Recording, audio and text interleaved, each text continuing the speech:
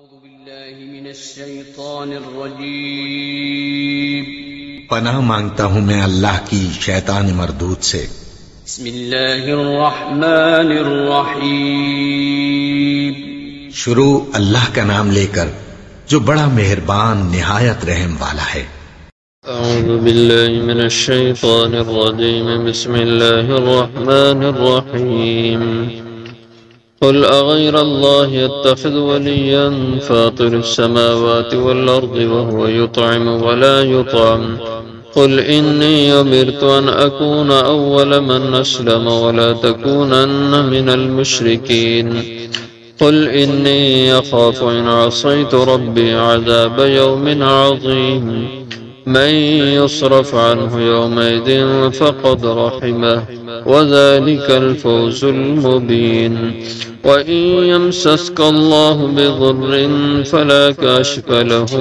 إلا هو وإن يمسسك بخير فلا راد بخير فهو على كل شيء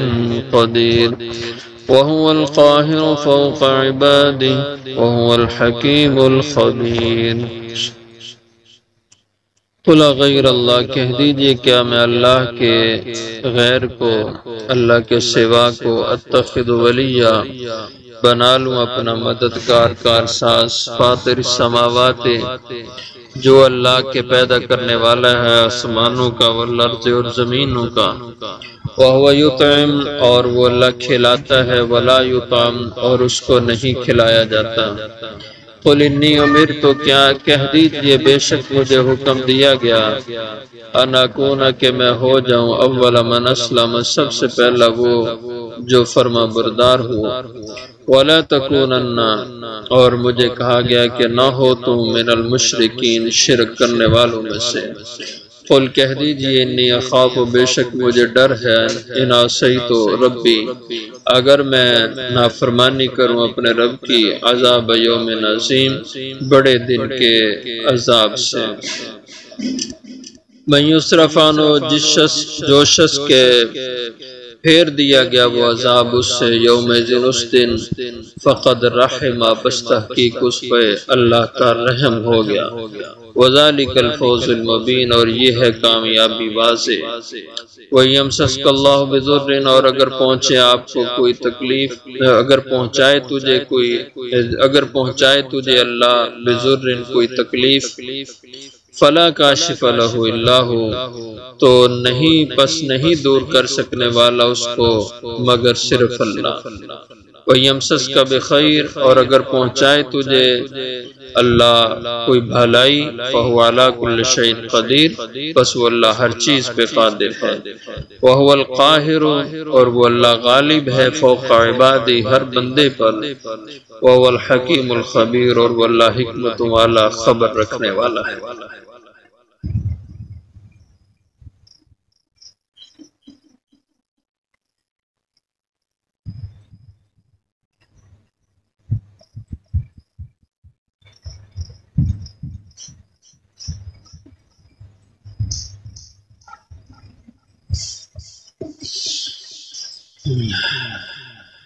یہ جو پہلی آیت مبارکہ ہے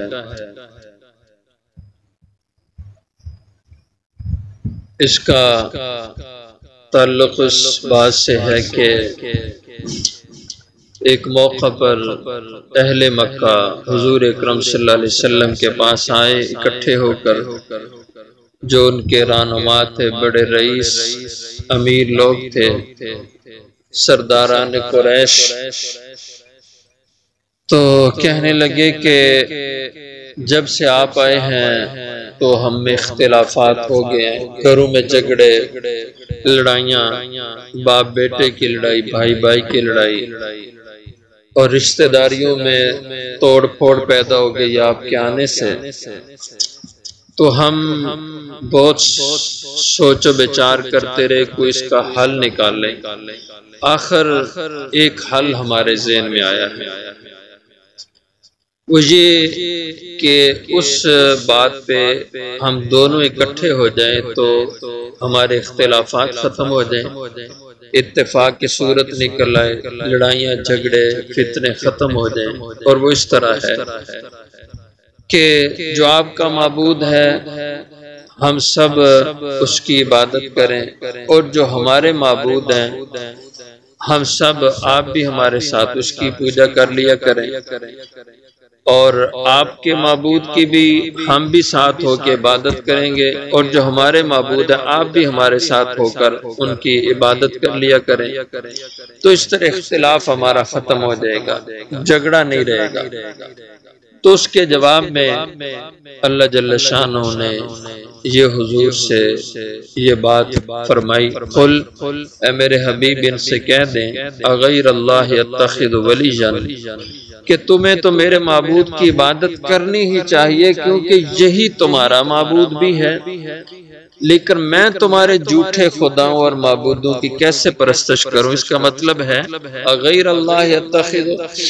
ان کی پوجا کر کے کیا میں اللہ کے غیر کو بنا لوں ولیًا، اپنا کارساز اور مددگار، اور اللہ کو چھوڑ دوں؟ فاطر السماوات، جو اللہ پیدا کرنے والا آسمانوں والارض اور زمین کا ہے، عبادت اور بندگی کا حقدار تو وہ ہے،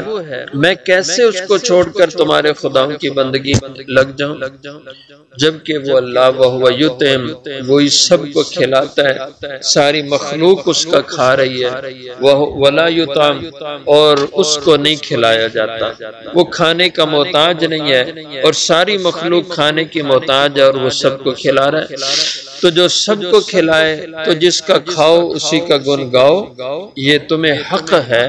کہ تم اللہ کی عبادت کرو، کسی اور کی نہ کرو، کیونکہ وہ تمہارا رازق ہے۔ ان اللہ والرزاق ذو القوۃ المتین۔ قل، فرمایا یہ نہیں ہو سکتا، تمہارا فارمولہ غلط ہے،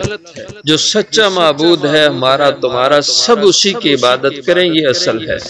قل کہہ دیجیے انی امرت، بے شک مجھے تو معمور کیا گیا ہے، مجھے حکم دیا گیا ہے، ان اکون اول من اسلم، یہ کہ ہو جاؤں میں سب سے پہلا جو اس رب کا فرما بردار ہو۔ مجھے سب سے پہلے اپنی ذات سے شروع کرنے کو کہا گیا، میں اب خود پہلے اللہ کی بندگی کروں، تابعداری، اور پھر تم بھی کرو۔ وَلَا تَكُونَنَّ مِنَ الْمُشْرِكِينَ، اور شرک کی کوئی گنجائش نہیں کہ میں تمہارے ساتھ ہو کر تمہاری دلداری کے لیے تمہارے خداؤں کی پوجا میں لگ جاؤں۔ اللہ نے اس سے منع کیا، وَلَا تَكُونَنَّ مِنَ الْمُشْرِكِينَ، اللہ نے اس کا پابند کیا کہ نہ ہو تم شرک کرنے والوں میں سے۔ اور ایسی صورت میں تو بڑے ڈر کی بات ہے کہ اگر شرک پہ لگ جائیں تو اللہ کا عذاب نہ آ جائے۔ قل کہہ دیجیے انی اخاف، بے شک مجھے تو خوف آتا ہے، ان عصیت ربی، کہ اگر میں نافرمانی کر جاؤں اپنے رب کی اس معاملے میں اور شرک کر بیٹھوں تو مجھے خوف اور ڈر ہے عذاب یوم عظیم، بڑے دن یعنی قیامت کے دن کے عذاب کا۔ من یصرف عنہ یومئذ، تو جو آدمی کے قیامت کے دن اس سے عذاب پھیر دیا گیا، یعنی اس کو اللہ نے عذاب سے بچا لیا، اور ظاہر ہے وہ تبھی بچے گا جب دنیا میں وہ توحید پر رہے، شرک سے بچتا رہے تو عذاب سے محفوظ ہو جائے گا۔ فقد رحمہ، جس کی عذاب سے حفاظت ہو گئی بس تحقیق اس پہ اللہ کی رحمت ہو گئی، اللہ اس پہ مہربان ہو گئے۔ وذالک الفوز المبین، اور جس کو یہ کامیابی مل گئی کہ اس کو اللہ نے دوزخ کے عذاب سے بچا لیا اور جنتی بنا دیا، جنت میں داخلہ کر دیا، وذالک الفوز المبین، تو وہ کامیابی ہے واضح قسم۔ اور دوسری جگہ فوز العظیم کا بہت بڑی کامیابی ہے یہ۔ وَإِن يَمْسَسْكَ اللَّهُ بِضُرٍّ فَلَا كَاشِفَ لَهُ إِلَّا هُوَ، یہاں اللہ جل شانہ کی صفات کا بیان ہے، اس کی قدرتوں کا بیان ہے۔ وَإِن يَمْسَسْكَ اللَّهُ بِضُرٍّ، اور اگر پہنچائے تجھے اے انسان اللہ بضر، کوئی تکلیف، ضر کوئی شدت کا معاملہ انسان کے ساتھ پیش آ جائے، بھوک کا ہو، فاقہ، بیماری، اور کوئی مشکل مصیبت، تو یہ ضر میں سب چیزوں کا اطلاق ہوتا ہے۔ اگر پہنچائے تجھے اللہ ضر، کوئی تکلیف، بیماری، پریشانی، مشکل میں ڈالے فلا کاشف لہ الا ہو، تو پھر اس پریشانی کو، مشکل کو کوئی دور نہیں کر سکتا الا ہو، مگر صرف اللہ کی ذات۔ وَيَمْسَسْكَ بِخَيْرٍ، اور اگر تجھے اللہ بھلائی دینا چاہے، تجھے اللہ پہنچائے بھلائی، خیر کی کوئی صورت تجھے دے، بیماری سے شفا دے اور پریشانیوں سے نکال کے خوشیاں دے اور آسانیوں کی صورتیں پیدا کرے، فَهُوَ عَلَىٰ كُلِّ شَيْءٍ قَدِيرٌ، تو اللہ ہر چیز پر قادر ہیں، وہ کر سکتے ہیں، اس کو پورا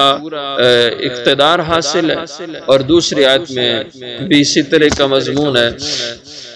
وَإِن يُرِدْكَ بِخَيْرٍ فَلَا رَادَّ لِفَضْلِهِ، اگر اللہ تجھے اپنی طرف سے بھلائی دینا چاہے تو تیرے رب کے فضل کو کوئی رد نہیں کر سکتا، لوٹا نہیں سکتا۔ وَهُوَ الْقَاهِرُ فَوْقَ عِبَادِهِ، اور وہ اللہ غالب ہے فوق عبادی، اپنے بندوں پر۔ قاہر وہ ذات جس کا غلبہ ایسا ہے کہ اس کے آگے ساری مخلوقات جو مغلوب ہیں تو وہ مغلوب ہو کر اس کے آگے عاجز ہو جائیں، یعنی مغلوب بھی ہوں اور اس کے مقابلے سے پورے پورے عاجز بھی ہوں، وہ ذات قاہر ہے، غالب ہے۔ اور اسی طرح قادر وہ ذات کہ جو وہ قادر ہستی، وہ ذات جو ارادہ کرے، اس کے خلاف جو ارادہ کرے تو اس کو اپنے مقصد میں پورا نہ ہونے دے، تو وہ قادر ذات ہے۔ تو قادر سے ذرا مفہوم میں قاہر یہ زیادہ اعلیٰ درجہ ہے اس کا۔ وَهُوَ الْقَاهِرُ فَوْقَ عِبَادِهِ، اور وہ اللہ غالب ہے فوق عباد، ہر بندے پہ، اور سب اس کے آگے مغلوب ہیں اور عاجز بھی ہیں۔ وَهُوَ الْحَكِيمُ الْخَبِيرُ، اور وہ اللہ ہے حکمتوں والا، خبر رکھنے والا۔